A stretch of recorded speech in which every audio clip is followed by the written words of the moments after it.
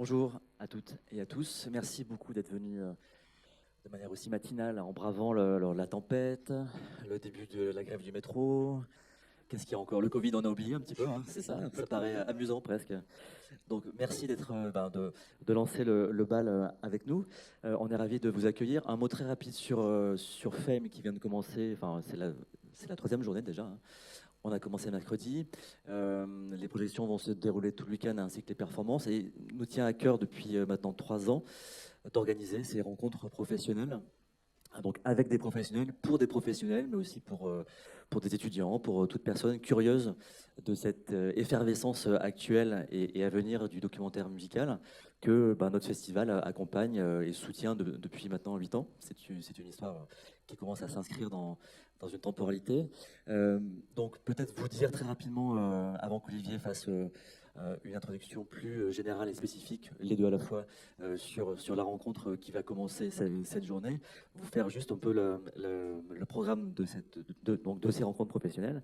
Donc à 11h45, ici même, documentaires musicaux, format hybride, quelles aides, quels droits pour quels auteurs et quelles autrices. Donc nous serons avec nos amis de la SCAM et du CNC, nous aurons l'occasion de les accueillir spécifiquement pour discuter de tous ces aspects, en espérant que cela soulève des questions. Et l'idée vraiment de ces rencontres, c'est que ce soit des rencontres, que vous n'hésitez pas à poser toutes les questions les plus pratiques, spécifiques. Si vous êtes porteur et porteuse de projet, c'est le moment, même si parfois les questions se posent entre deux tables rondes peut-être. En tout cas, on a un micro, on se balade et il ne faut pas hésiter vraiment à vous emparer de ce temps qui nous semble assez important et privilégié.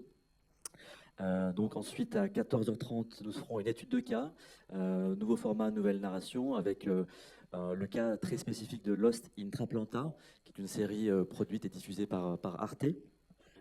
Et nous conclurons cette journée avec une rencontre avec Dolores Emile, qui s'occupe des documentaires sur Netflix France, qui sera pas ici, mais qui sera en visioconférence depuis sa chambre d'hôtel.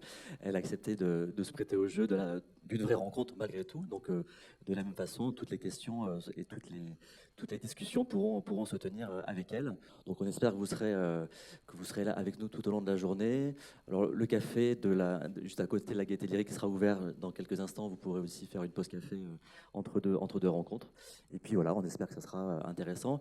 Je précise pour tout le monde que ces échanges sont filmés, hein, donc il y aura une archive qui sera ensuite disponible sur le site de la Gaîté Lyrique. Donc tout ce qui se dit ici sera gravé à jamais. Je laisse très simplement la parole à Olivier, à qui je souhaite une bonne première rencontre. Voilà. Merci Benoît pour cette présentation. Merci à vous d'être venu, d'avoir effectivement bravé les quelques embûches qui se sont semées sur notre route.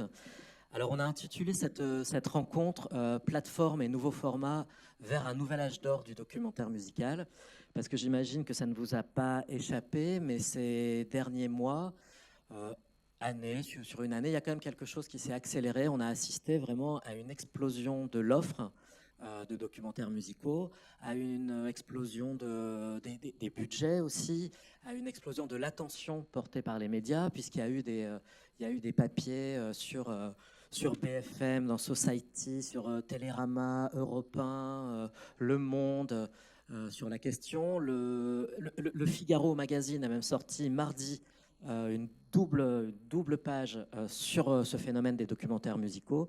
Donc on s'est dit que c'était naturel à Fame qu'on se penche dans ces journées professionnelles sur cette explosion, sur ce bouillonnement qu'il y a dans le domaine du documentaire musical, mais aussi sur un autre phénomène qui est parallèle, qui est vraiment sur le renouvellement des formats, puisqu'avec cette explosion arrive aussi un renouvellement et un bouillonnement dans les formats qui sont proposés. Donc ça nous paraissait intéressant d'étudier ça et de l'étudier de l'intérieur avec des acteurs de premier plan de ce bouillonnement qui est en train de se passer. Et donc pour cette première table ronde, on a décidé de donner la parole et de discuter et d'échanger avec des réalisateurs, 2 réalisateurs et un producteur qui nous ont fait le plaisir d'accepter notre invitation, que je vais présenter brièvement. Donc Nicolas Valode, voilà, qui est producteur chez Brest Film, qui fait partie du groupe Elephant, producteur depuis de nombreuses années, de nombreux formats, sur de nombreux sujets, mais qu'on invite ici plus particulièrement pour la série Soprano à la vie, à la mort, qui est en préparation, enfin bien plus qu'en préparation, très avancée pour Disney+, et dont Nicolas nous en dira plus bientôt, enfin sur ce projet. Je tourne ma petite page. Nous avons Louis Lagayette aussi également, qui est réalisateur aussi de fiction, entre autres, et qu'on a invité là pour un projet qu'on a trouvé vraiment passionnant, qui est une mini-série avec le rappeur Maes, qui s'appelle Réelle Vie, et qui est pour le coup là, un format extrêmement hybride entre documentaire, fiction, un projet qui a été diffusé et qui est en accès sur YouTube. Voilà, donc le projet de Louis Lagayette. Et nous avons à côté Florent Baudin, qui est journaliste, réalisateur aussi, qui a réalisé de nombreux films, particulièrement dans le monde du sport, avec des films sur Benzema, sur Tony Parker, une série aussi sur les Jeux Olympiques, les athlètes des Jeux Olympiques, un documentaire sur le stand-up, et qu'on a invité là aussi parce qu'il est le réalisateur donc, du documentaire Gims sur Maître Gims, qui a été diffusé sur Netflix. Voilà. Les présentations sont faites. Je vais rejoindre mon fauteuil. Donc, 3 projets très différents dans leur forme, mais 3 projets qui partagent aussi beaucoup de points communs. Peut-être dans une petite question avant de rentrer plus spécifique. Est-ce que ce constat, vous, d'un bouillonnement, d'une accélération dans le documentaire musical, est-ce que c'est quelque chose que vous partagez et que vous ressentez aussi, vous, à vos niveaux de réalisateur ou de producteur? Je ne sais pas qui veut, peut-être Nicolas, peut-être en tant que producteur, si tu veux. Oui, c'est clairement... ça marche, ouais. C'est clairement le cas, c'est assez impressionnant. C'est vrai que les documentaires musicaux ont toujours existé. Hein. Il y a eu des chefs-d'œuvre dans les années 60, mais qu'il y avait depuis quelques décennies, on en voyait moins parce que ils avaient peu de place finalement sur les chaînes traditionnelles. Et c'est vrai que l'arrivée des plateformes anglo-saxonnes, notamment, entre autres, pas seulement, mais entre autres, a accéléré tout d'un coup l'apparition de ces documentaires. Et ce qui est vraiment intéressant, pour rejoindre ce que tu disais, c'est que c'est accompagné d'une grande richesse de créativité, en fait. Et d'ailleurs, ça montre, je pense que les trois productions qu'on vient de défendre, dont on va parler aujourd'hui, en fait, sont très très différentes, en fait, comme approche, comme manière, comme récit, etc. Et pourtant, on le voit et c'est ça qui est vrai. Ouais, et c'est ça qui est intéressant, c'est qu'on voit qu'en fait, on aurait pu penser que l'arrivée de grands groupes américains on aurait pu imaginer que ça allait amener finalement plutôt un formatage, et c'est tout l'inverse qui s'est produit en fait. Et ça s'accélère de plus en plus. C'est même presque un facteur différenciant maintenant aujourd'hui pour les plateformes de sortir des projets qui puissent être différents. Et il y a un autre aspect qui est très intéressant, on en parlera tout à l'heure, tu l'as évoqué déjà pour la série sur Maes, mais c'est l'hybridation qu'amènent finalement ces plateformes, et notamment les codes de fiction qui arrivent de plus en plus et qui irriguent le documentaire. Et ça, c'est passionnant parce que ça ouvre un champ extraordinaire. C'est-à-dire que, par exemple, tout d'un coup, un projet, par exemple, comme Soprano, permet, avec des codes de fiction, avec le format sériel, permet tout d'un coup de raconter quelque chose qui dépasse totalement même la simple histoire de Soprano. Tout d'un coup, d'en faire une série qu'on va regarder très universelle, parce qu'il y a des codes de fiction, un peu comme une série, un peu comme quand on regarde une série, depuis, on connaît les séries, la richesse créative des séries depuis HBO, Les Sopranos. Depuis Les Sopranos. Ouais, c'est amusant.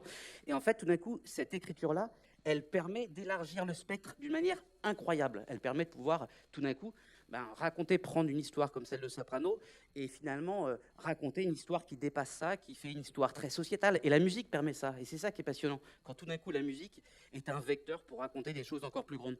Et là, sur Soprano, ce qui est intéressant, on en parlera tout à l'heure, mais c'est une histoire qui se déploie sur 30-40 ans, comme c'est une histoire qui a lieu à Marseille, comme en plus Soprano est un fils d'immigrés comoriens. Saïd Emroum Baba ses parents sont arrivés dans les années 70 à Marseille, dans un des pays les plus pauvres du monde, qui est les Comores. tout d'un coup qui grandit avec ses copains dans les fameux quartiers nord, eh bien, raconter et suivre tout ce parcours sur 40 ans permet aussi tout d'un coup d'en faire aussi une histoire de la diversité, une histoire des banlieues, une histoire aussi culturelle évidemment avec l'évolution du rap, etc. On en parlera tout à l'heure, mais c'est ça aussi tout d'un coup que permettent aussi finalement ces nouveaux espaces, ces nouveaux formats. Oui. Florent, tu voulais...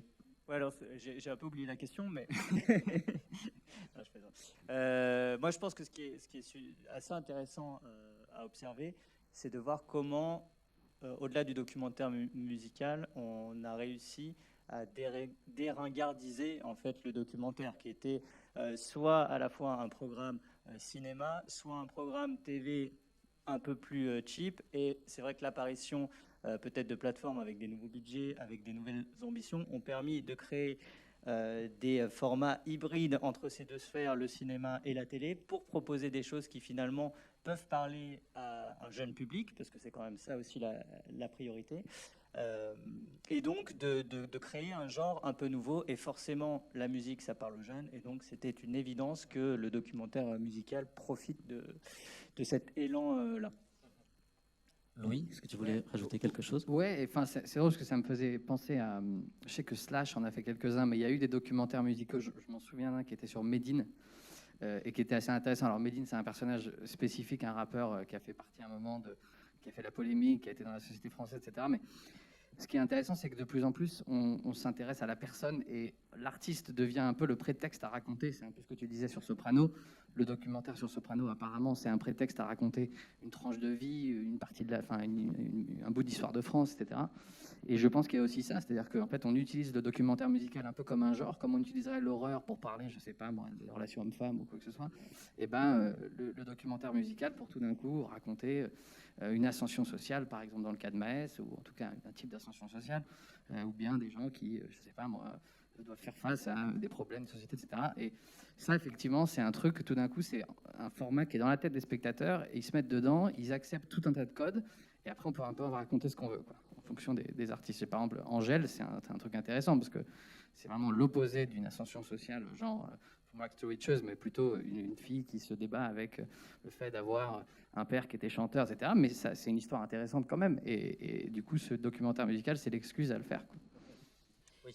Fort storytelling, en fait. Alors, ce qui est intéressant, c'est très juste, mais c'est pas que ça non plus, parce qu'on le voit avec Get Back des Beatles tout d'un coup. Finalement, je ne sais pas si vous l'avez vu, mais ce qui est extraordinaire, c'est que c'est un documentaire de 9 heures, où là, pour le coup, c'est un peu l'opposé.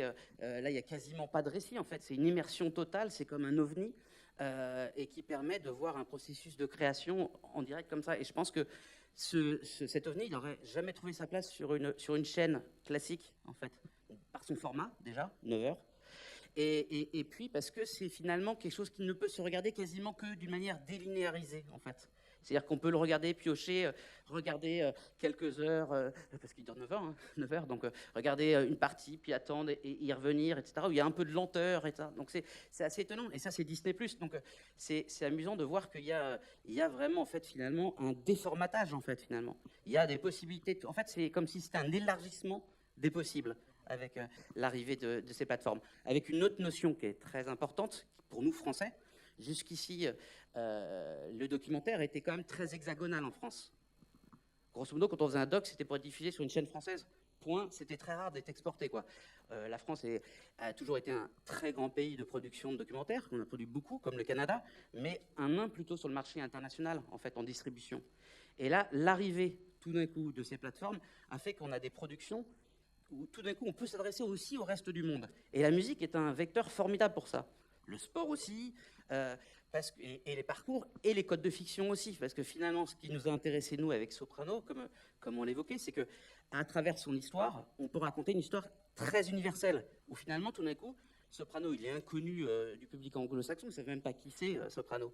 Et pourtant, la série va être diffusée là-bas, intéresse beaucoup, elle a beaucoup plu aux anglo-saxons, alors qu'ils ne connaissent pas du tout Soprano, parce que finalement, ça permettait de raconter une part de l'histoire de France, comme tu disais tout à l'heure, ce qui est très juste, qui permet tout d'un coup, finalement, de comprendre, vu de l'étranger, ce pays parfois difficile à déchiffrer qu'est la France, où la France, on le voit bien, on voit des signaux très contradictoires vu de l'étranger, entre tout d'un coup la victoire des Bleus en 98, où on a le sentiment tout d'un coup que ce pays vit une grande fraternité, rappelez-vous Black Blamber, etc. 5 ans après, Le Pen qui arrive au second tour de l'élection présidentielle, un choc partout, les French Riots après sur CNN, etc. Bref, un pays qui est difficile à comprendre. Et tout d'un coup, c'est amusant de voir comment une série documentaire racontant le parcours d'un artiste français permet finalement de raconter ce pays, en faire un récit, raconter tout d'un coup, donner, parce que tout d'un coup on se rend compte que Saïd El Roumbaba, donc soprano, c'est le personnage qui est à la croisée de plein de choses. Il est à la fois élevé par l'école républicaine, qui lui donne l'amour des mots, mais en même temps, le mercredi et le week-end, il est à l'école coranique. C'est quelqu'un qui va découvrir le rap, qui va être quelque chose de super important, va lui donner sa confiance. Bref, tout d'un coup, on est à la croisée de plein de chemins qui permettent tout d'un coup, et c'est formidable quand la musique permet de raconter aussi plein de choses. Et jusqu'ici, c'était pas forcément très présent dans les documentaires français, disons, comme approche. D'accord. Et je note le mot de déformatage que j'ai trouvé intéressant. Alors après, maintenant, pour rentrer un peu plus spécifiquement dans vos différentes productions, il y a quelque chose aussi qui partagent en commun, c'est qu'il y a un très fort investissement des artistes eux-mêmes dans le projet. C'est-à-dire que ce sont des films qui ne peuvent pas se faire sans l'aval et sans la participation de l'artiste.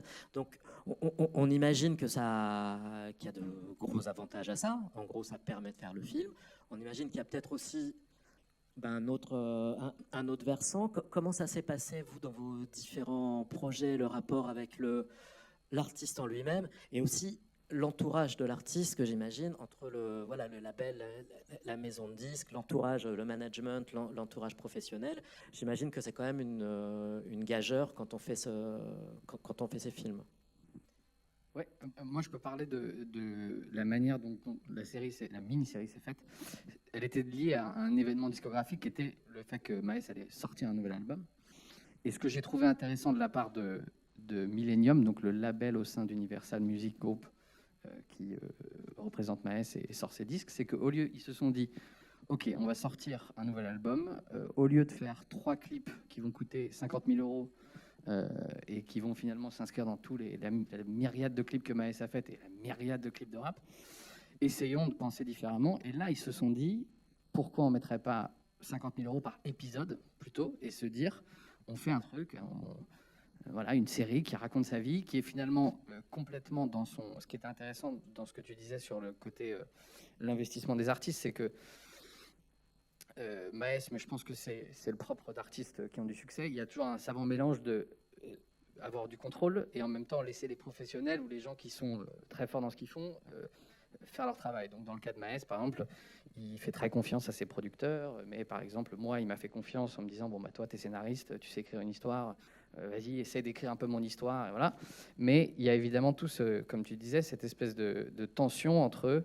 Il faut quand même véhiculer une image. Donc par exemple, Maes, il y a des choses qu'on n'a pas dites, il y a des choses qu'on n'a pas montrées, il y a des choses qu'on a préféré cacher. Alors c'est plutôt une tendance à édulcorer qu'à dramatiser, c'est-à-dire qu'on n'en a pas fait un plus gros voyou qu'il ne l'était, plutôt on en a fait un type plus gentil qu'il ne l'était probablement, mais il y a quand même, ça fait partie de tout ça, et évidemment il ne faut pas sortir trop de l'image, et en même temps, ce qui est intéressant, c'est qu'encore une fois, il y a toujours ce truc de se dire, ils gagnent, tous ces artistes, à accepter le regard des autres, et à se dire comment est-ce que je suis perçu au-delà de mon équipe, qui va évidemment renforcer mon ego et me dire t'es le meilleur, tu fais tout mieux que là, t'as un super passé, où ça nourrit un peu ce que tu racontes, etc. Et de temps en temps, être confronté à un regard extérieur, ça peut être intéressant. Donc, dans mon cas à moi, c'était ça. Et donc, il y avait un peu ce truc de, il faut véhiculer l'image de Maes. Et qu'est-ce que c'est ? Évidemment, c'est une ascension très difficile. Il vient d'un quartier très compliqué. Il a été criminel lui-même. Il a fait de la prison très jeune, etc. Donc, il fallait mettre tout ça, essayer d'incorporer tout ça dans son ascension et en même temps de lui donner un arc narratif, je dirais, avec une évolution, des péripéties, etc. Donc, il y avait ce truc-là, mais il y avait vraiment cette tension entre garder l'image de l'artiste, faire un truc créatif, et en même temps, voilà, essayer de pousser un peu les limites et de voir jusqu'où on pouvait aller. Peut-être Florent aussi, tu peux. Moi, j'ai lu dans tes interviews une histoire de lunettes avec Gims qui visiblement était. Oui, alors c'est là que j'ai adoré être réalisateur plutôt que producteur du documentaire. C'est qu'au final, j'avais le bon rôle, c'est-à-dire qu'une fois que tout a été mis en place pour monter le film et l'accompagnement donc de Netflix, qui était ficelé assez vite, finalement, on avait juste tourné le passage au Congo auparavant. Parce que ça faisait, pour raconter l'histoire brièvement, ça faisait quelques années que l'entourage de Gims et Black Dynamite se tournaient autour et avaient Qui est la société de voilà, production qui est la Black société de Dynamite. production qui a fait le film, dirigé par Eric Enzo, donc qui a rencontré plusieurs fois Gims et son entourage. Et à un moment donné, il s'est trouvé qu'il y a eu cette discussion. Au fait, c'est la première fois que Gims retourne au Congo. Il va chanter, il y va là dans un mois ou deux. Ça va être génial. Et donc moi, j'étais en train de faire autre chose. J'étais sur un autre documentaire. Et c'est ce qu'on fait parfois dans les sociétés de production, c'est qu'on envoie quelqu'un pour tourner des images et on voit ce que ça donne. Et ça a été les images qui ont permis de faire la vente derrière à Netflix. Et à partir de ce moment-là, tout était réglé ou presque avec Gims et on pouvait commencer à shooter. Le truc, c'est qu'il y a beaucoup de fantasmes qui circulent quand on travaille sur des portraits, notamment avec des artistes ou des athlètes, en se disant, mais de toute façon, l'athlète ou l'artiste contrôle tout et veut tout voir et dirige toute la production. Je parle de ce que je connais, moi, ça m'est jamais arrivé. Gims, je le connaissais pas, je connaissais très mal le milieu de la pop musique en France, parce que maintenant, c'est un artiste qui est plus dans ce milieu-là que dans le milieu du rap.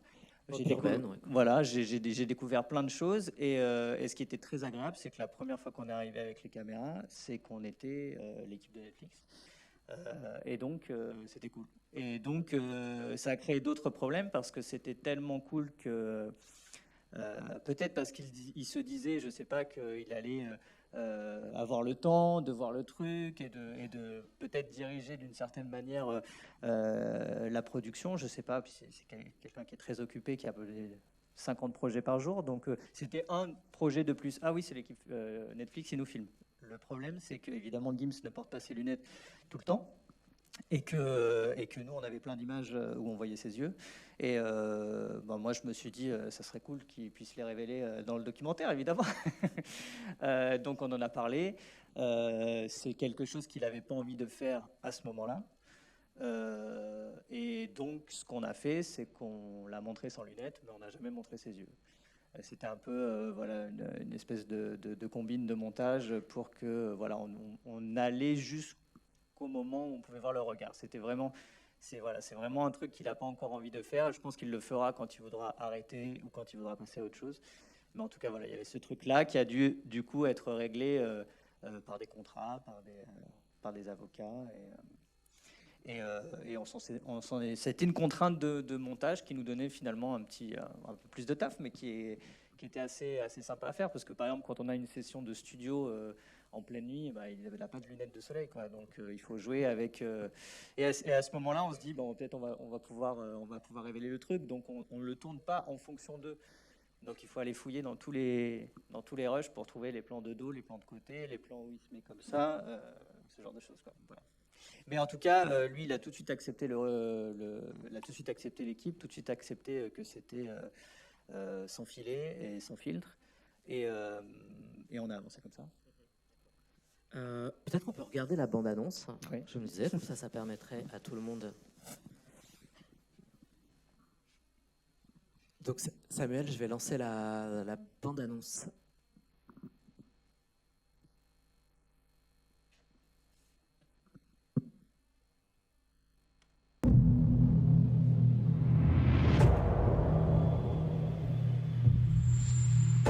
C'est très compliqué de me mettre dans une case. Je serai le premier Africain et premier rappeur, chanteur urbain à avoir fait le stade.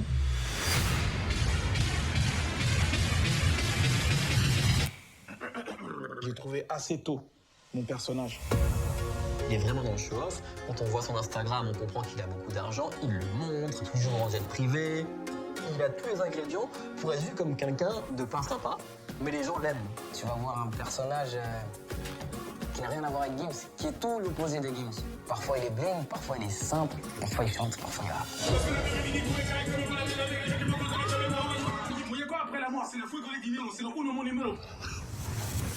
He has a very unique fingerprint, and unique voice is something that doesn't sound like anyone else. So that makes a star. Il faut que je fasse quelque chose pour le peuple. La musique a une place tellement importante qu'un musicien, c'est un ambassadeur, c'est un député. Je suis content d'être avec mes parents ici, de mon pays natal, mon pays d'origine. Donc on lui demande beaucoup plus. Il souffre beaucoup de ne pas être assez présent pour ses enfants. C'est son regret.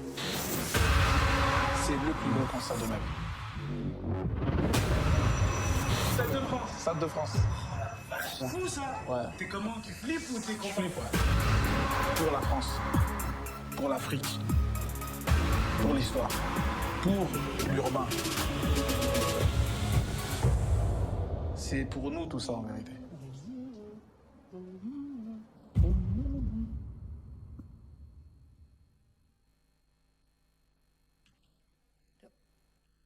Voilà, la bande-annonce, donc bande-annonce internationale, puisque je vois qu'elle est sous-titrée en anglais.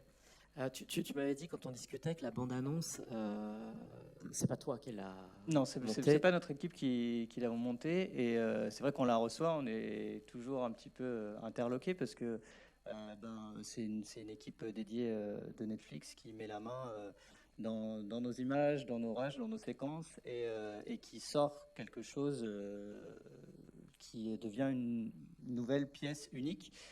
Et voilà, moi je pense que je l'aurais pas du tout fait comme ça, mais j'ai compris ce qu'il voulait faire sortir de cette bande-annonce en essayant de vraiment mêler toutes les émotions et les enjeux du doc dans un truc assez fort et avec quelques passages obligés. Et c'est intéressant par rapport à ce qu'on disait aussi sur l'aspect international, c'est que ce documentaire-là, il est sorti en 2020, mais on a commencé à travailler dessus en 2018, et à l'époque, il n'y avait pas de bureau en France de Netflix, où c'était dans une phase de transition. Et donc très vite, le documentaire a été pris et a été chapeauté par l'équipe américaine, l'équipe internationale. Et du coup, il fallait leur raconter une histoire qu'ils ne connaissaient pas, avec peut-être des choses qu'on n'aurait pas aussi détaillées ou racontées de la même façon à un public français. Donc ça revient un peu à ce que tu disais, Nicolas, sur l'aspect histoire française, mais avec pouvoir universel. Et c'est vrai que les Américains nous ont demandé pas que l'histoire était très forte et de vraiment se baser là-dessus. Moi, je venais pas de ce monde-là, comme je l'ai dit. Et c'est vrai que ça m'intéressait pas vraiment de faire un documentaire de musique comme on l'entend. Il n'y a pas de clip dans le documentaire, il n'y a pas vraiment de longs moments musicaux. Mais je me suis vraiment intéressé à faire le portrait de l'artiste plutôt que du chanteur, en fait. Après, évidemment, il y a quelques passages obligés, j'ai l'impression quand même dans un doc musique, les séances studio, les moments de création, essayer de percer un petit peu le génie créatif. Mais je voulais pas que ça soit ça la base du documentaire. D'accord.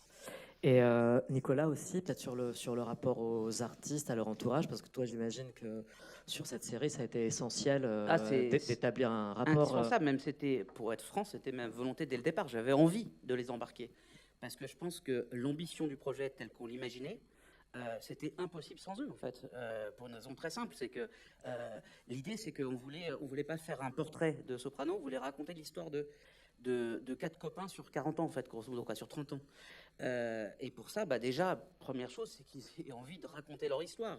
Soprano, lui, est connu, à la limite ça, hein, mais ses trois potes, non. Donc, Matteo, Mej et Djamali, qui sont son entourage et qui ils se sont rencontrés quand ils étaient gamins dans les quartiers nord, et ils ont construit toutes ces aventures ensemble. Ça nous intéressait beaucoup, parce que c'est une histoire très collective, ce qui est assez rare, en fait, finalement, parce que dans les portraits de sportifs ou de rappeurs, etc., souvent, c'est des parcours assez individuels.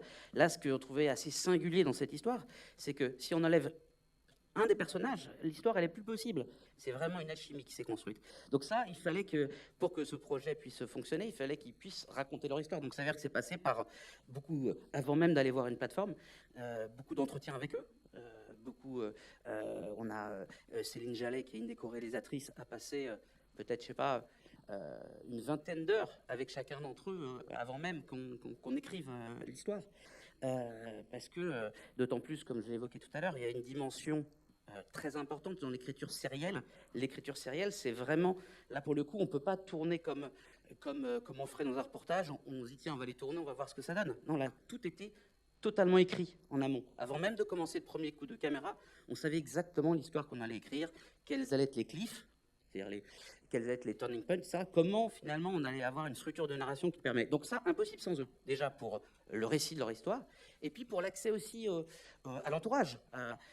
Il y a une cinquantaine de personnes qui sont interviewées dans la série. Il y en a beaucoup qui n'ont jamais fait de la télévision de leur vie, quoi, même l'essentiel même, en fait, finalement. Et même s'il y a des gens très connus parce qu'ils ont joué un rôle particulier à un moment donné dans l'histoire, on ne voulait pas que ce soit juste un documentaire où il y ait plein de gens, plein d'amis aujourd'hui de Soprano qui parlent et qui nous racontent Soprano. Non, on voulait que ce soit une histoire racontée telle qu'elle s'est passée avec les personnes, les copains de quartier, les profs, les éducateurs, la première personne qui leur a loué un hangar, etc., etc., quoi. Bref, toutes ces personnes-là. Et ça passe déjà, et puis ça passe aussi pour les archives. Vous voulez avoir beaucoup d'archives personnelles, amateurs, pour qu'on soit vraiment au plus proche de l'histoire. Et ça, alors au début, Sopra nous a dit, moi, j'ai pas d'archives personnelles parce qu'on était pauvres, il n'y avait pas de caméra chez moi dans la maison.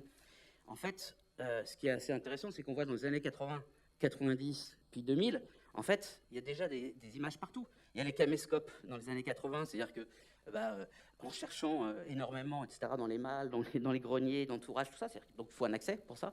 On a regardé des milliers de VHS de plein de choses pour tout d'un coup trouver une pépite. Et etc. Pareil dans les années 90, il commençait à avoir les mini-DV, les premiers petits concerts, tout ça est filmé. Et sans que forcément, en fait, Soprano le savait. C'est-à-dire que la plupart des images qu'il a vues, il n'avait jamais vu de sa vie, ces images. Il n'avait jamais vu les images, les photos de sa prof de l'école maternelle, etc. Et en fait, ça a été essentiel. Et je pense que sans l'implication forte des talents, c'est impossible. On ne peut pas avoir un projet comme celui-ci et un projet aussi ambitieux, en fait. Mais est-ce que cette implication, elle n'a pas un revers qui devient une sorte de droit de regard un peu trop insistant ou peut-être un peu trop fort sur le projet? Ou est-ce qu'il faut mettre des barrières? Alors, c'est comme dans toute histoire, en fait, ce qui est essentiel, c'est le mythe fondateur. C'est comment commence l'histoire, en fait. Honnêtement, on a été déjà démarchés, nous, par des sportifs, par des chanteurs, tout ça, pour faire un film. Mais assez vite, nous-mêmes, on a abandonné, parce qu'on n'a pas vocation, on n'a pas envie, nous, à Brestfilm, Éléphant, de faire des films pour faire des films. L'idée, c'est que si on se rend compte qu'il n'y aura pas la portée, l'ambition, l'histoire, que sais-je, parce que c'est pas forcément un récit comme celui qu'on fait avec Soprano, ça peut être aussi, tout d'un coup, ça pourrait être très bien, on pourrait avoir envie de faire un film qui serait un ovni très artistique, etc. Mais s'il n'y a pas s'il n'y a pas ça, s'il n'y a pas cette envie partagée depuis le départ, autant arrêter de travailler ensemble, parce qu'on part sur une aventure qui est tellement complexe qu'on ne veut pas. Et donc, quand on était voir Soprano à Marseille, on lui a présenté d'entrée cette idée de vouloir être...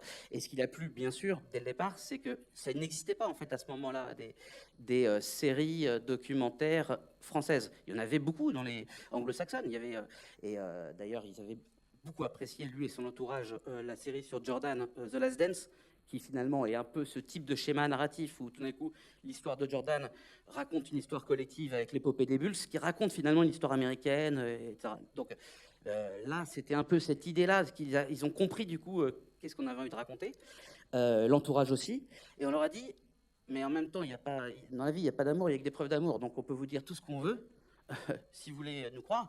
Bah, on va vous écrire l'histoire.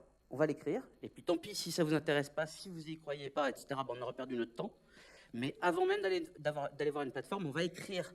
Et donc, c'est un énorme travail, en fait, en amont d'écriture avec les 3 réalisateurs, Céline Jallet, Anthony Goulen et Johan Zerbit, mais aussi une scénariste de fiction qui est venue nous donner un coup de main parce que, en fait, quand on vient du journalisme, souvent, c'est les événements, les faits qui font avancer les choses. La grande différence avec les codes de fiction, c'est que c'est la psychologie et les personnages qui font avancer. Et après, les faits suivent. Donc, c'est-à-dire que si on veut pouvoir suivre pendant 6 épisodes une histoire comme on le ferait pour une fiction, bah, il faut s'attacher à des personnages, il faut qu'ils puissent exister, et ça, c'est ça qui demande énormément d'écriture, énormément de travail, de recherche, parce que les 3 autres, comme je disais, bah, on ne connaît pas leur histoire, il n'y a pas de bio sur eux, hein. Voilà. Et donc ça, c'était la condition. Mais pour que ça puisse fonctionner, pour te répondre, il fallait qu'ils acceptent l'idée que ça allait gratter aussi parfois un peu, que voilà, on n'allait pas faire un objet promotionnel, on n'allait pas faire uniquement une belle histoire sans aspérité, ça n'avait pas de sens. Et que du coup, comme dans le Jordan, d'ailleurs, le Jordan parle des addictions de Jordan, parle de la mort de son père, parle de la manière dont il a triché aussi parfois et comment il a orchestré des fausses rivalités, etc.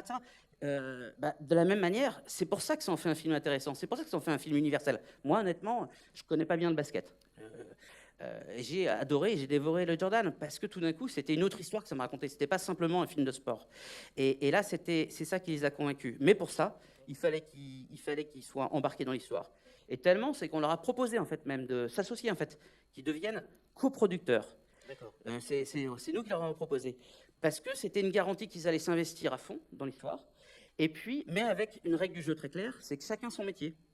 Nous, on sait raconter une histoire. Eux, c'est pas leur savoir-faire. Ils savent ils ont beaucoup de talent pour plein de choses, mais pas celui-ci. Ça rejoint ce que tu disais tout à l'heure avec Maës. Et donc, il fallait qu'ils nous fassent confiance. Et il fallait surtout qu'ils se rendent compte que c'était une histoire qui les dépassait et qu'ils acceptent finalement que leur histoire les dépasse et qu'ils la lâchent, cette histoire. Ce qui n'est pas simple, hein. Mais ils sont très intelligents, honnêtement, tous les 4. Ils l'ont très vite compris. Et puis, je pense qu'aussi, il y a autre chose qui a convaincu Sopra, c'est que finalement, ce grand récit de France, c'est ce qu'il aurait rêvé de voir quand il était gamin, en fait, finalement, de voir cette histoire-là. Et ça a été aussi un fait qui l'a convaincu. Mais pour ça, il fallait qu'ils acceptent de nous laisser écrire l'histoire. C'est pas eux qui allaient l'écrire. On peut pas. Il y a une formule, c'est qu'on peut essayer de se chatouiller, mais ça marche pas soi-même. Je sais pas si vous avez essayé de vous chatouiller, mais ça marche pas. On rigole pas. J'essaie. Voilà, vous verrez, ça marche pas. Bah là, c'est pareil. On peut essayer d'écrire son histoire, c'est compliqué quand même d'écrire sa propre histoire. Il faut un recul. Et ça, ils l'ont très vite compris. Oui, donc c'est vraiment des bases à poser dès le départ pour avoir une sorte de deal clair en fait sur ce qui peut être fait. Voilà. Alors, mais je pense que c'est impossible sans de faire, en tout cas, ce type de film aussi ambitieux, c'est impossible de faire contre. Oui, ça serait un autre projet, ce serait autre chose. Oui, c'est ça, bien sûr. Alors, comme le temps tourne et tu l'évoques, je pense que c'est intéressant qu'on évoque aussi cette idée des formats, puisque c'est aussi nous quelque chose qui nous a motivé à organiser ces journées et réfléchir, c'est le foisonnement des formats. Et je pense justement on va regarder 2 extraits, Louis, que tu nous as préparés de ta série. Peut-être est-ce que tu veux dire un mot, parce que tu as monté 2 extraits, est-ce que tu veux nous dire un mot peut-être de ce qu'on va... Oui, bien sûr. En fait, c'est parce que la mini-série, elle est organisée sur 3 épisodes qui racontent 3 journées décisives de la vie de Maës. Une première fois en 2009, quand il est gamin, en fait, et il rencontre un mentor qui va, en l'occurrence, un dealer du coin qui va l'employer assez jeune et qui va lui donner du boulot, mais qui en même temps va lui permettre d'être au contact du rap, qui va être un truc assez décisif. Et c'est basé sur, encore une fois, un amalgame de plusieurs anecdotes réelles qui lui sont arrivées. Et après, le 2e extrait, c'est le 2e épisode quand il est plus âgé, toujours avec ce même mentor qui est vraiment un personnage, encore une fois, qui est basé sur 3 personnages réels. Voilà, c'est juste pour montrer les 2 époques et surtout pour montrer, parce que ça me faisait penser ce que vous disiez tous les deux, sur les choses avec lesquelles les artistes de temps en temps, que les artistes, ce à quoi ils doivent faire face dans ce genre de projet. Dans le cas de Maës, c'est jouer la comédie. Ce qui est vraiment, quand on est rappeur, autant ils sont très habitués aux caméras parce qu'ils font des clips, et donc il y a un jeu comme ça, mais là tout d'un coup il faut qu'il joue. Alors oui, il joue son personnage, mais moi je lui donnais des directions d'acteurs que je donnerais à un acteur professionnel, et voilà, il faut essayer d'adapter ça, et lui aussi, il y a ce rapport de se voir à l'écran. Et donc ça on en parlera après, mais c'est les seules discussions ou les seuls points d'achoppement que j'ai eu avec lui, c'est les moments où il parlait de sa performance. Et donc il me disait, mais t'as pas une autre prise de ça, où je déglutis différemment, ou ouais, c'est assez intéressant. Donc on regarde, donc on précise ce que tu m'avais dit. Dans la première partie, c'est un acteur qui joue Maes Petit. et dans le deuxième extrait, c'est Maes lui-même qui joue son rôle. Donc Samuel, je vais envoyer le deuxième extrait.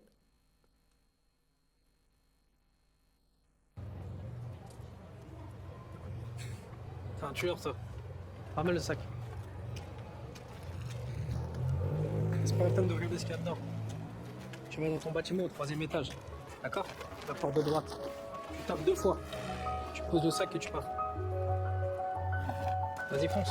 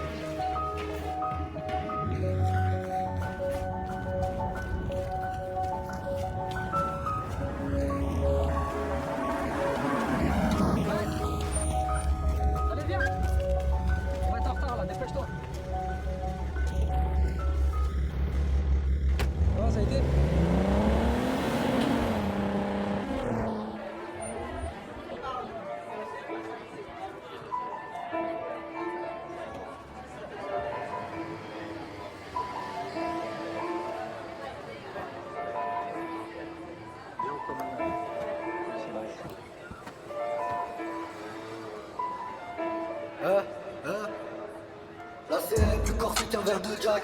Donne-leur une bouteille, ils viendront québra ton pack. Au RDC, je vends la frappe qui met des claques.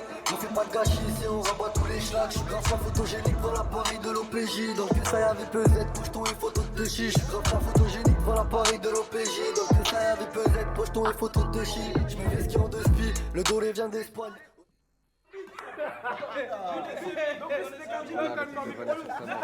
Elle marche ça.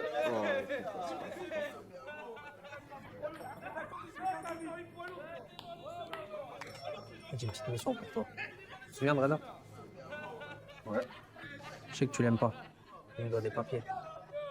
Il m'a demandé de lui avancer des affaires ce soir. Et Tu vas y aller avec Mars. Comme si de rien n'était. Et tu vas lui dire que s'il me paye pas dans 2 jours, c'est moi qui viendrai le voir. Capté? regarde, il va te casser les couilles, wesh. C'est ton gars, je sais pas moi, appelle-le. Laisse tomber. Mais comme ça, je vais commencer à les appeler. Ils vont m'esquiver pendant 6 mois. Je vais faire que t'ailles le voir. Tu lui dis en face. Comme ça, s'il m'esquive, je sais ce qu'il me reste à faire.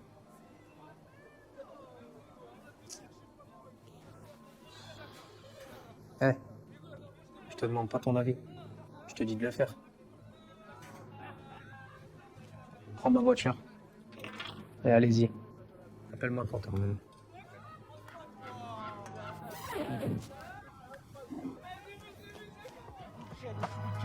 La vie de Paris, ils ont la haine parce que j'ai la mentalité algérienne, chaque danse malienne. Voilà, donc 2 extraits de la série Réelle Vie, Maes. Donc là, on est vraiment dans un format qui est assez étonnant c'est une fiction documentaire ou un documentaire fiction. Il y a des épisodes où c'est la vie de Maes, mais un petit peu arrangé, joué par un acteur quand il est enfant, joué par lui-même plus tard. Comment est-ce que vous êtes parti, vous, sur cette idée de format ? Bah, en fait, ce qui est intéressant, c'est que il y a un film, il y en a plusieurs, mais il y a un film totem un peu sur l'histoire d'un rappeur qu'on connaît tous, qui est 8 Mile sur Eminem, qui est quand même un truc un peu fou parce que c'est déjà un rappeur de grand talent, très reconnu, voilà, qui a fait beaucoup de choses, qui décide de jouer son propre rôle, fait par Curtis Hanson, qui est un vrai réalisateur de fiction, de grand talent, etc. Donc déjà, on avait un truc où on disait, bon, il y a quelqu'un qui l'a fait, alors oui, c'est des gens de très très haut niveau, mais c'est un peu, pourquoi pas faire ça? Après, il y a un truc intéressant chez Maes, qui est que son image, elle est basée sur l'authenticité, et c'est un truc qui véhicule beaucoup, parce que c'est vrai que on sait tous que les rappeurs, et d'ailleurs on en parlait tout à l'heure avec la série Validée, mais elle parle un peu de ça, ils sont toujours sur une ligne de crête. Le concept du gangsta rap, c'est un truc qui est quand même créer une image de voyou, et c'est pas toujours vrai, mais c'est pas grave, on s'en fout. L'important, c'est de raconter une espèce de réalité sociale, etc. Et dans le cas de Maes, ce qui est différent, c'est qu'il l'a vécu, et il y a finalement, il y en a des rappeurs qui l'ont vécu, mais lui, il l'a vécu particulièrement intensément, et vraiment, c'est pas un gars qui triche. Et du coup, on s'est tout de suite dit que c'était important de mettre ça à l'honneur, et du coup, de l'embarquer dans le truc, et de lui dire, ça va être difficile de temps en temps, tu vas raconter des trucs, par exemple, il y a un personnage qui est sa maman, qui n'est pas joué par sa maman, on n'est pas allé jusque-là quand même, mais qui... Voilà, il s'est impliqué là-dedans parce qu'il m'a dit, bah voilà, ma maman elle était comme ça, elle faisait ça, etc. Et donc, même si c'est un acteur, même si, etc., il y a quand même ce truc où il est obligé de se mettre un peu à nu et il est obligé d'être réel. Et donc, on a tout de suite compris que ça allait vraiment faire une grosse différence de pouvoir être dans cette réalité. Donc, un des trucs, par exemple, qui était fascinant, c'est qu'on a tourné à Sevran. Je ne sais pas qui connaît Sevran, mais c'est un endroit qui est quand même vraiment édifiant. Et voilà. Et on était au milieu des fours, des points de vente de drogue, et avec lui, qui est quand même encore très lié à Sevran. Et c'était fascinant, parce qu'on était dans une réalité. La plupart des figurants, c'est des jeunes qui tiennent des points de vente. Donc il y a tout un truc de... on est au milieu du truc, et on est avec lui, et de temps en temps, c'est la vraie vie. De temps en temps, on met en scène, on crée un truc. Mais on est toujours sur cette ligne de crête. Tout au long du projet. Et c'est vraiment, je pense que c'est pour ça que lui a accroché, que lui s'est laissé embarquer dans le truc, parce qu'il me disait, d'ailleurs, il y a une anecdote assez rigolote. Donc, le deuxième extrait, ça se passe dans un kebab qui est en bas des Bedottes, de la cité des Bedottes à Sevran. Et on a eu au dernier moment, 30 secondes avant de filmer, moi j'avais pris un ou deux acteurs, on avait un ou deux potes de Maes, et on a eu un moment où on s'est tous regardés, on a regardé les gars qu'on avait pris, on s'est dit, mais en fait, ils collent pas. Et Maes m'a dit, mais attends, j'ai deux potes là. Et en 30 secondes, c'était d'ailleurs un peu triste pour les pauvres acteurs qu'on avait fait venir, mais il y a eu un espèce de changement. On s'est dit, en fait, c'est ces mecs-là qu'il faut. Et ça ne nous est pas arrivé beaucoup, parce que la plupart du temps, on était vraiment dans le vrai, mais on a eu ce truc de, on ne peut pas tricher, parce qu'on va tout de suite se rendre compte que c'est du chiquet, en fait. Si on fait semblant de prendre un gars, je sais pas quoi, Cours-Florent, enfin, j'extrapole, je dis n'importe quoi, mais il y avait ce côté un peu, il faut qu'on soit dans le vrai, parce que c'est son personnage. Parce que même sa musique est un peu comme ça, elle est quand même, c'est très sombre. Son dernier album, celui qui vient de sortir, c'est très sombre. Il le revendique parce qu'il a une vie assez sombre. Oui, d'où cette forme fiction documentaire qui était celle qui collait peut-être le plus. C'est ça qui est génial, hein, honnêtement, j'ai adoré. C'est cette hybridation qui est formidable. C'est justement comme tu le disais tout à l'heure. Le fait de ne pas savoir ce qui est vrai et ce qui est faux, ça, en fait, ça démultiplie la véracité. C'est ça qui est paradoxal. En tout cas, on a vraiment, j'ai rarement eu ce sentiment-là en regardant une fiction, d'être vraiment dans du vrai, quoi. C'est super, c'est très réussi. Et alors, je vois que l'heure tourne, hein, donc on va essayer quand même, on a encore quelques points à aborder, mais peut-être pour un peu encore sur cette question des formats. Quand on discutait avant, Florent, tu me disais qu'il y avait surtout une évolution très rapide des formats, avec un projet comme celui que tu as fait sur Gims, lancé il y a quelques années. S'il était lancé maintenant, quelque part, tu le ferais peut-être pas dans la même forme. Ouais, c'est sûr, c'est sûr. En plus, c'est un milieu qui est évidemment très concurrentiel. Les artistes se connaissent. Pour le film sur Gims, on a interviewé Soprano. Je sais que Soprano, à ce moment-là, se posait la question de savoir s'il allait franchir le pas. Ils connaissent Orelsan, ils connaissent Angèle, ils savent qu'il y a des projets qui se préparent, ils ne veulent pas faire pareil. Donc finalement, on arrive aussi dans des tendances. Quand on lance Gims, on est dans la tendance des biopics, des biopics documentaires, on va dire, c'est-à-dire avec des documentaires, on raconte un grand destin et son destin. Et honnêtement, moi, quand j'ai appris l'histoire, parce que je connaissais presque rien de lui, j'étais scié de cet enfant de réfugié congolais qui découvre la France via les squats du centre-ville de Paris et qui va construire comme ça son histoire et sa culture à travers ça. Je me suis dit, voilà, là il y a tous les axes, avec en plus le fil rouge, comme vous l'avez vu dans la bande-annonce, d'un concert au Stade de France qui marquera l'histoire de la musique. Tout y était pour qu'on aille dans cet axe-là. Et après, ce que je trouve super intéressant avec le mélange des genres, c'est qu'on se retrouve souvent confronté à des problèmes pour raconter la vérité. Et ça, c'est une question qui est super importante dans le documentaire. C'est que je trouve que parfois la fiction raconte mieux la réalité que le documentaire. Parce que, en fait, la réalité, c'est quoi? C'est ce qu'on a dans la tête. Donc, si tu avais fait un documentaire plus journalistique, tu aurais sans doute posé Maës en interview et tu aurais raconté ce qu'on est en train de voir. Et donc, nous, on aurait construit ces images-là mentalement. Et donc, pourquoi pas le faire directement, en fait? Et c'est pour ça que le mélange fiction, documentaire, animation aussi maintenant, ça se fait beaucoup, notamment pour recréer des souvenirs. Quand on n'a pas d'archives et tout ça, qui peut être super intéressant, le travail du son, le travail des formats, comme on le disait, de plus avoir de contraintes de temps, de faire un film d'1h30. C'est des choses qui sont en train de complètement changer, et depuis à peine quelques mois, quelques années, on est sur des formats qui varient vachement. Ouais. Tu voulais rajouter quelque chose? Ouais, c'est très juste. Et l'hybridation, elle est parfois dans la fiction, mais là, nous, ce qui nous a beaucoup intéressé dans le projet Soprano, c'est d'aller chercher vraiment des codes de fiction un peu partout, à la fois dans la manière, dans le récit. Je l'ai évoqué tout à l'heure avec, finalement, on a tous depuis 10-20 ans l'habitude de consommer, de regarder énormément de séries. Et ces séries, elles ont incroyablement, en fait, élargi, les séries de fiction, élargi la grammaire de récit. En fait, aujourd'hui, les schémas narratifs, ils changent totalement d'une série à l'autre. C'est presque même une spécificité parfois. Et du coup, avant, on avait les feuilletons américains qui étaient très formatés. Aujourd'hui, chaque série, elle va avoir sa singularité dans sa manière de raconter les choses. Le seul point commun, c'est qu'il y a une urgence à regarder la suite, en fait, parce qu'il y a une telle concurrence quand on est abonné à Netflix, Disney+, ou Amazon, que si jamais il n'y a pas une urgence à regarder l'épisode suivant, dans 95% des cas, mais c'est une vraie statistique ça, hein, dans 95% des cas, même si on a bien aimé, on met de côté et on ne regardera jamais. Donc, du coup, ça induit une manière de travailler complètement différente. Quand on raconte une histoire en 6 épisodes, l'épisode peut être très bien, mais s'il n'y a pas urgence de regarder le deuxième, on ne regardera pas le deuxième. Donc ça veut dire qu'il faut tout d'un coup imaginer des schémas narratifs qui vont... d'où l'intérêt de travailler avec des gens de fiction là-dessus, avec des scénaristes, d'où l'intelligence aussi.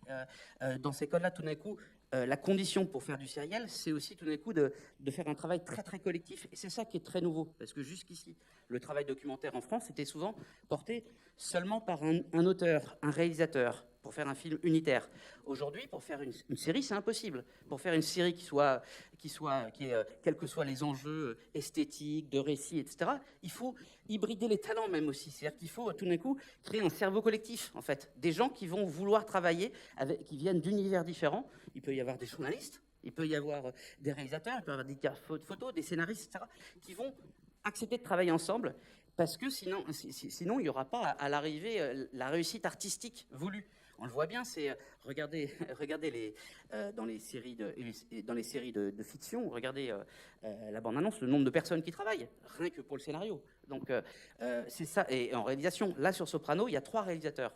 C'est pas juste parce que c'était une nécessité en fait. Chacun a amené en fait son territoire, son univers. Il y avait la réalisatrice qui avait un rapport très proche avec Soprano, connaissait bien Marseille, connaissait bien l'entourage, etc.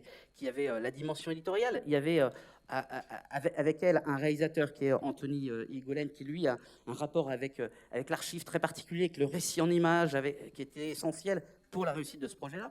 Et puis, il y avait Yann Zerbit, qui, lui, est un réalisateur avec une dimension artistique très forte. Et donc, comme on a fait énormément exister d'images qu'on a recréées aussi, il y a beaucoup d'évocations très cinématographiques. Mais il fallait que ça fonctionne, donc il fallait ça. Et puis, les scénaristes. Et ça, c'est très nouveau. C'est-à-dire que c'est aussi bien sur la forme, les codes de fiction, mais aussi sur l'organisation même d'un projet comme ça. Et ça, c'est possible qu'avec des budgets de plateforme, en fait. C'est ça, ce qui est intéressant. Ce qui rejoindrait un peu peut-être malheureusement un des derniers points qu'on aura le temps d'aborder, c'est alors Gims, c'était Netflix. Là, c'est Disney+. Ouais, c'est un peu différent comme format, mais quelles sont les spécificités de ce travail avec les plateformes, sur lequel il y a pas mal de fantasmes, pas mal d'interrogations, pas mal de mystères. Voilà. là, nous, on avait très envie de travailler avec Disney sur ce projet. Alors, on a l'image, c'est un peu comme Soprano, on a une image un peu lisse avec Soprano, on a l'image de uniquement aujourd'hui, parfois certains peuvent avoir l'image de TF1, The Voice, etc. Et on voit que son parcours, c'est pas ça, c'est pas lisse, au contraire, c'est plein d'aspérités. On a aussi cette image de Disney en France, encore un peu comme Disney uniquement la marque des dessins animés et des films pour enfants. En fait, c'est un groupe, vu des États-Unis, c'est un groupe énorme. Hein, c'est ESPN, donc on parlait tout à l'heure de The Last Dance, c'est eux qui l'ont produit. Ils viennent de produire, par exemple, Summer of Soul, qui est formidable, qui est sur Hulu, qui est une plateforme Disney, qui d'ailleurs a gagné le prix à Sundance, qui est aux Oscars, qui est formidable. Donc tout ça, du coup, on avait cette grande envie de travailler avec eux. Et là, ce qui était vachement intéressant avec Disney, c'est on leur a proposé déjà la série très écrite, c'est-à-dire que déjà les 6 épisodes écrits, vraiment avec des principes de narration, avec les choix artistiques, etc. Ils ont adhéré tout de suite. Et loin de l'image de vouloir lisser, au contraire, ils nous ont poussé à être encore plus, aller encore plus loin dans nos convictions et aller notamment les aspérités de cette histoire-là, au lieu de les gommer, au contraire. Pour une raison très simple, c'est que Disney, c'est aussi là l'intérêt qu'ils ont à investir d'une manière très importante sur la première série documentaire en France, c'est pas de cibler le public enfant. Ils ont déjà tout ce qu'il faut pour cibler le public enfant. Donc en fait, ils ont accepté qu'on soit avec un regard très adulte en fait, de parler de drogue, de parler de racisme, de parler de évidemment, c'était des choses importantes dans l'histoire qu'un ami de Soprano se soit fait tuer par un colleur d'affiches, etc. Bref. Tout ça, c'est des récits qu'on a habituellement pas trop l'habitude d'avoir dans juste un unitaire, parce qu'il faut une profondeur de récit, et qu'on n'imaginait pas, parce que là, c'était, ils ont plutôt poussé à être encore plus, à avoir plus de conviction, et voilà, donc c'était intéressant. Après, comme c'est des budgets qui sont très importants, c'est très intéressant de travailler avec ces plateformes, parce qu'elles ont un mode de fonctionnement très anglo-saxon. C'est-à-dire que tout est imaginé en amont, c'est-à-dire que le travail sur le budget, il y a énormément d'échanges. Le premier budget qu'on fait, il faisait 6 ou 7 pages, était très, très détaillé. Il n'y a pas eu une ligne où il n'y a pas eu un échange. Voilà. En amont, avant de commencer. Donc ça, c'est vachement intéressant, ce professionnalisme aussi, finalement, mais parce qu'il y a les moyens aussi économiques de le faire, et puis parce qu'il y a la dimension aussi de marché. Tout d'un coup, c'est un film qui est diffusé dans 50 pays, quoi. Ouais. Et Netflix aussi, qui a la réputation d'être aussi assez pointilleux et professionnel. Alors moi, j'étais pas dans les tractations sur la vente du film. Je sais simplement que ça s'est réglé avant tout sur la popularité en fait du sujet, notamment pour les Américains qui, comme on le disait, ne le connaissaient pas et donc ont vu les chiffres en France et ils ont dit c'est bon, ça va marcher.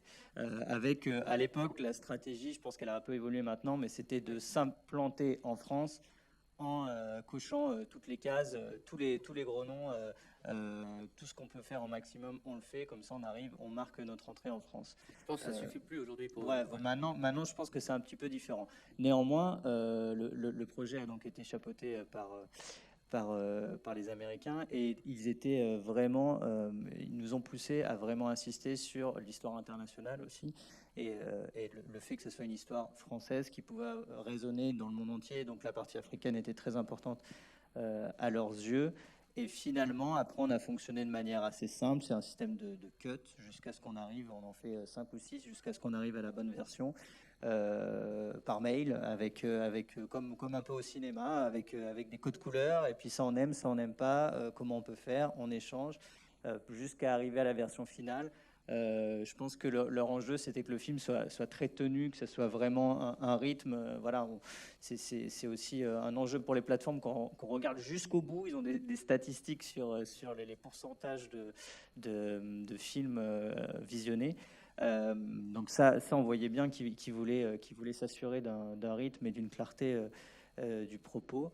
Est-ce que c'est des statistiques qu'on vous livre après, ou alors elles restent? C'est des statistiques qu'on nous livre, qui sont confidentielles, mais ils sont très très très méticuleux et pour que ça reste assez secret. Mais moi-même, j'ai même pas eu les chiffres sur le nombre de vues et tout ça.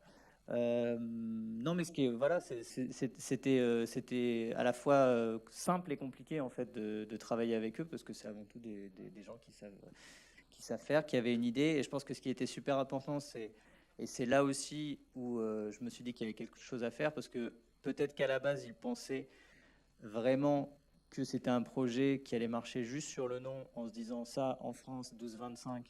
C'est parfait. Et moi, je me suis dit, mais moi, je saurais pas faire un truc simplement objet promotionnel d'un artiste qui parle au 12-25. Donc, on va essayer de partir là-dessus pour faire autre chose, de se servir de cette popularité-là, du fait que ça soit une grosse marque pour raconter et faire un vrai documentaire. Mais pour rebondir sur ce que tu disais, ce qui est intéressant avec ce travail avec les et plateformes, après, c'est la co-construction en fait. C'est ce travail qui, c'est pas, on fait pas le film de notre côté, puis une fois que c'est fini, on leur montre. C'est ça qui est assez intéressant. C'est qu'il y a beaucoup d'échanges en fait. Oui, c'est un échange constant et permanent. Et ça, c'est assez passionnant. C'est pour ça que la dimension collective, elle est déjà dans l'équipe. De la manière qu'on constitue pour fabriquer, pour produire et réaliser, et encore plus quand c'est sériel, comme je l'évoquais tout à l'heure. Mais c'est aussi vrai, tout d'un coup, c'est très intéressant d'avoir les échanges avec des Anglais, avec des Américains sur une série, tout d'un coup, avec un recul qu'on n'a plus forcément peut-être au bout d'un moment. C'est vachement enrichissant. Ok. Alors, il y aurait encore plein de trucs à dire. Moi, j'avais encore plein de questions, mais le temps tourne. On a pris un peu de retard, donc on ne va pas accumuler trop de retard. Et on garde un peu de temps quand même pour faire un échange avec le public. On a 10 bonnes minutes 10 bonnes minutes d'échange. Est-ce que, j'ai oublié mes lunettes, mais si vous levez la main assez haut, je devrais réussir à vous voir. Est-ce que dans la salle, il y a des questions particulières pour Nicolas, pour Florent, pour Louis? Oui, j'aurais 2 questions. Je vais en faire, j'y vois. Bonjour, merci beaucoup.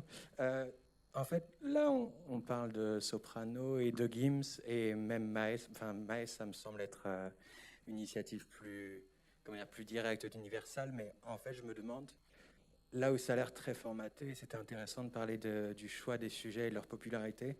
Est-ce que dans ces grandes plateformes, il y a de la place pour les curiosités, justement pour les découvertes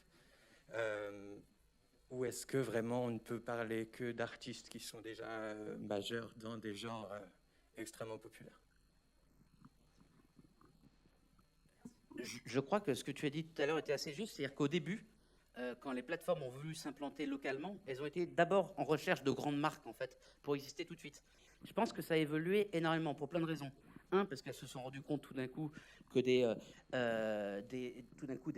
films pouvaient dépasser tout d'un coup un territoire local et avoir un succès international. On le voit en fiction. L'année dernière, Netflix, les 3 plus gros succès de fiction, c'est une série coréenne, une série française, une série espagnole. Je pense qu'il y a quelques années, ils ne l'avaient pas anticipé.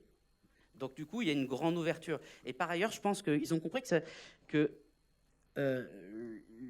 l'idée, c'est qu'il fallait qu'ils aient une logique. Ils n'ont pas la même logique qu'un grand diffuseur qui a besoin d'avoir forcément les grandes affiches. Eux, ils ont besoin de récits. Ils ont besoin de surprendre. Et c'est pour ça que, par exemple, nous, en ce moment, on est en train de développer des projets sur des artistes qui sont beaucoup moins connus, en fait. Mais parce que, tout d'un coup, ils sont un formidable vecteur pour raconter autre chose, en fait. Et Soprano, il s'avère qu'il est très connu en France, mais il est totalement inconnu à l'étranger. Et la série, elle va être diffusée dans 50 pays. Et elle va être diffusée aux États-Unis, en Angleterre et un peu partout, avec une promotion. Elle va être vraiment, elle n'est pas juste proposée, elle va être vraiment distribuée parce que tout d'un coup, ils trouvent que c'est une histoire qui raconte quelque chose de fort, comme ils le feraient pour une fiction, où finalement le fait qu'on connaisse ou pas Soprano, c'est pas le sujet en fait finalement. Tout d'un coup, c'est plutôt là, c'est un formidable vecteur, un support pour raconter quelque chose. C'est pour ça que c'est assez inédit. En fait, et on est très agréablement surpris par l'accueil de Disney par rapport aux choix et aux angles et à la manière dont on fait ce récit-là, parce que c'est très ambitieux en fait. C'est très ambitieux, c'est une histoire de France. On part avec plein de sujets.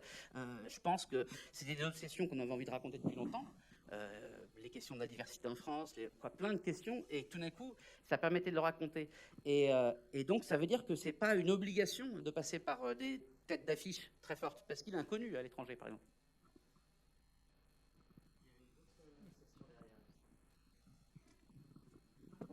Bonjour, merci. Excusez-moi, ce n'est pas une question très professionnelle qui s'adresse à Florent Baudin, qui a vu James sans lunettes. Mais qu'est-ce qu'ils ont les yeux de James? Ils n'ont pas grand-chose de particulier en fait. Je trahis peut-être un secret, mais non, il y a rien de très particulier en fait. Je pense que c'est je pense que c'est vraiment, en fait c'est l'effet inverse. C'est comme s'il mettait des lunettes noires, ça lui permet juste de se balader parfois tranquillement dans Paris. Il n'y a rien de plus, c'est pour garder un petit peu d'intimité, quoi. Tu veux dire qu'il est tranquille quand il a pas ses lunettes? Exactement. Non mais c'est vrai, je l'ai vécu, et même moi la première fois que je l'ai rencontré, il avait pas ses lunettes et j'ai bloqué, quoi. Me voilà rassuré, merci. Bonjour. Moi, je me demandais si ces plateformes viennent chercher en France des sujets spécifiquement français, ou si on peut avoir l'espoir en tant que Français de raconter des histoires qui se passent ailleurs qu'en France. Après, juste de mon point de vue, moi, grâce à Gims, j'ai pu raconter un pan de l'histoire musicale du Congo via l'histoire de son papa et de la rumba congolaise. Je pense que c'est juste un exemple du fait qu'en fait, il n'y a pas vraiment de géolocalisation dans le traitement des sujets. On parle avant tout de bonnes histoires, et il y a peut-être un aspect qu'on n'en a pas encore évoqué, mais on parle de documentaires musicaux. Sur les plateformes, il y a aussi les documentaires type faits divers qui influencent aussi beaucoup le traitement des sujets. Il y a beaucoup de codes qui arrivent du fait divers qui sont mis dans les documentaires plus classiques. Et donc c'est pour ça que finalement un grand nom maintenant ne suffit pas ou ne suffit plus à faire l'affiche sur Netflix. Et on le voit là en ce moment avec le truc sur le mec de Tinder là qui cartonne sur Netflix. À la base c'est des inconnus. Et ces codes-là maintenant influencent les documentaires dans leur ensemble. Mais c'est vrai que pour nous Français proposer une histoire, il vaut mieux quand même qu'elle soit française, parce que même si elle doit rayonner, Soprano ça rayonne aussi, il y a tout un pan commun, etc. Mais disons que ça sera compliqué d'aller proposer aux Américains une histoire américaine, nous Français, parce que dans ces cas-là, des Américains ont plus de légitimité à la raconter. Alors, il y a quelques exceptions. C'est-à-dire que parfois, on peut twister finalement une histoire. Là, nous, par exemple, on fait en ce moment, on est en train d'écrire pour une autre plateforme, pour Disney aussi, un fait divers, où là, tout d'un coup, il y a un Français qui joue un rôle, mais dans une histoire américaine. Voilà.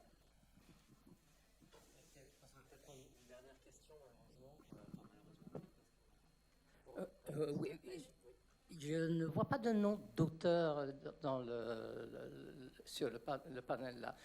Pourtant, ce sont les auteurs le plus souvent qui ont le concept d'origine. Donc, j'ai une question à poser à Nicolas Valode, c'est-à-dire producteur Breathfilm. Est-ce que quelqu'un chez Breathfilm a eu l'idée, le concept de Soprano, ou est-ce que c'est Disney qui a abordé Breathfilm? Comment ça s'est passé pour que l'étincelle du concept est parvenue à devenir un véritable feu? Ouais. Alors c'est une construction collective, encore une fois, c'est-à-dire que c'est Céline Jallet qui est réalisatrice, qui avait très envie de faire quelque chose depuis longtemps sur Soprano, et ça a croisé moi d'autres envies, en fait, finalement, et on a construit ensemble, et on l'a écrit ensemble, en fait, en rajoutant d'autres personnes. C'est une écriture très collective du projet, initialement. C'est une fois qu'on l'a écrit, et qu'on a embarqué en plus Soprano et sa team, qu'on a été voir Disney. Mais donc c'est pas une commande de Disney. Mais cela dit, de toute façon, ça aurait pu être peut-être l'inverse. J'en connais peu de projets qui sont commandés directement par les plateformes. Mais en fait, là, c'était vraiment très collectif comme construction d'histoire.